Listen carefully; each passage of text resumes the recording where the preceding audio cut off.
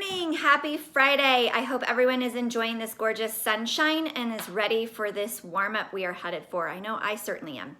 If you have missed any of my posts this week, here is your Friday update. I posted about information on single family and attached dwelling homes, looking at it from a market perspective. So if you do have an opportunity to check out the grids that I posted, I think sometimes numbers can speak a little bit louder than words. I think the big takeaway is that we are still seeing appreciation in our home values. They are still on a rise. It's slight, but we are still seeing a rise. I think the other big takeaway that I'm going to be talking, certainly with all of my sellers and buyers, is the list to sales price percentage. That has decreased a little bit in reference to, I think that we need to stop trying to chase the real estate market now in this market that we're headed for and really let the market drive itself. Also, I think buyers are just not interested in making offers on properties that are overpriced. So as we always talk about the big faux pas of overpricing a property, I think as the market continues, that's going to be something that we're going to have to really pay attention to. And then on the grid, you can see interest rates. Holy macromoly. This is, in my terms, called opportunity. We'll talk a little bit further down the road about that. But I really think the interest rates are so historically low that this is such an opportunity for folks to get in and take the opportunity to purchase a home. I also talked about the tax deferral program that the state of Colorado actually has, but I posted a link with Boulder County since we're kind of the Boulder County area. I think a lot of folks don't realize that there is opportunity out there. I feel like we have kind of the buzz going on and talking about property taxes recently, as a lot of folks have been super surprised with the increase in their property taxes. And as our generations are aging, some are struggling a little bit with the increases in the property tax prices. So they do have a program out there. You do have to qualify. There's restrictions such as age, it has to be your primary residence, etc., that you can defer your tax payment from when you decide to sell the property or your estate decides to sell the property. There is an interest rate that is charged. Currently, the 2020, it's set at 1.75%. But again, it's an opportunity for folks that might be struggling as values have increased dramatically in the years. It has put some stress on our older generation. So if you know of anybody that might benefit from this opportunity, please pass along the information to them. Have them give me a call. I can direct them in the right spot.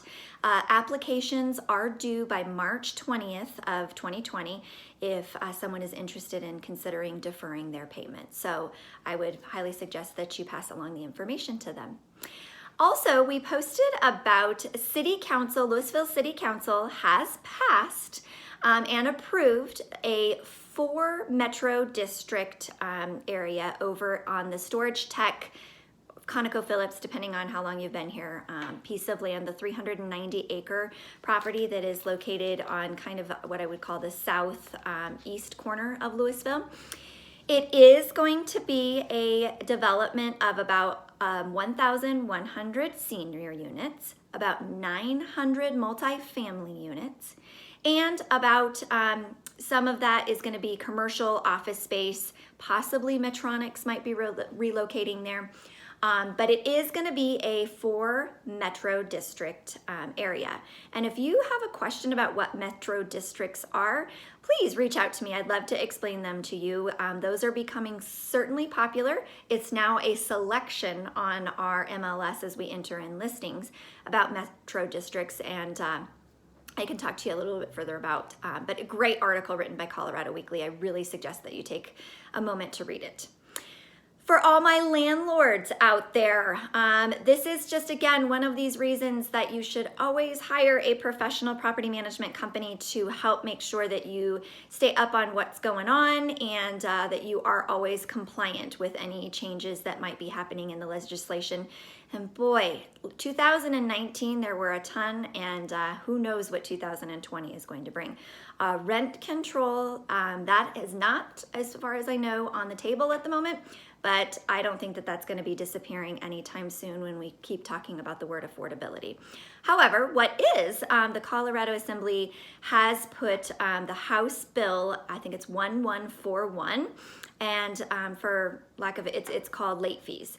That is being proposed to be revised, and the two major things that they're looking at is limiting the amount of what you can charge. They're suggesting $20 late fees or no more than 3% of the total rent costs, and that you cannot charge rent until it is 14 days late.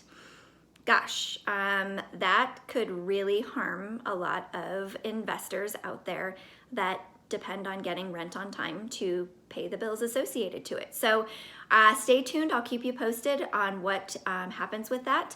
But I think it's important to keep educated and talking about it.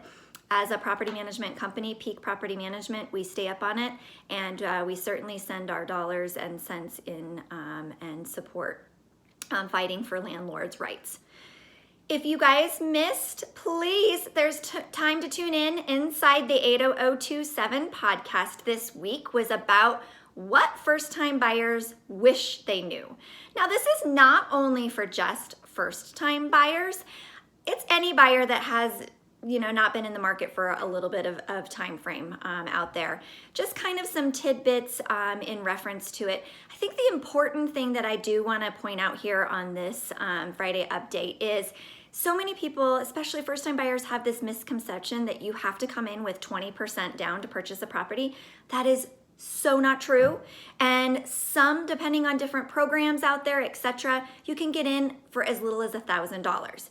So please, if you have considered purchasing a property, getting in as a first-time buyer, getting back into the game, there is nothing better than the timing now with the interest rates to get out there and start looking and getting into a home for you and or your family.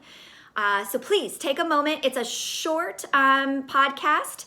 Take a check out it. It's called Inside the 80027, and we're talking about what first-time buyers wish they knew.